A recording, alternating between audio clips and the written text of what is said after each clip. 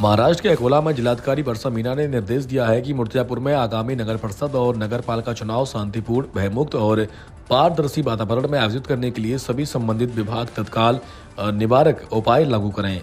संवाददाता धनराज सपकाल की रिपोर्ट। नगरपालिका जो निवडणूक आता 2 तारीखला पार पडणार आहे त्याच्यासाठी मी आणि एसपी साहेब सोबत येथे येऊन आम्ही जो आपली टीमची तयारी झालेली आहे त्याची तपासणी आम्ही केलेली आहे।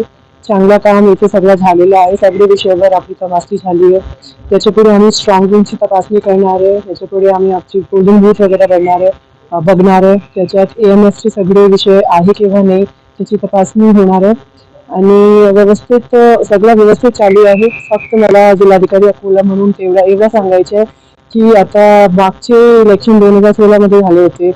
9 वर्ष झालेले आहे। आता तर ॲटलीस्ट सगळ्यांना येऊन वोट केला पाहिजे।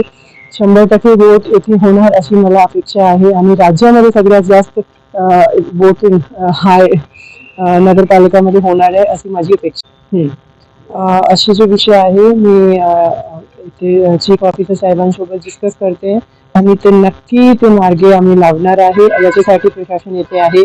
जे काही त्यांचे विकासाचे विषय आहे ते आम्ही पर्सनली लक्ष देऊन ते निकाली काढणार।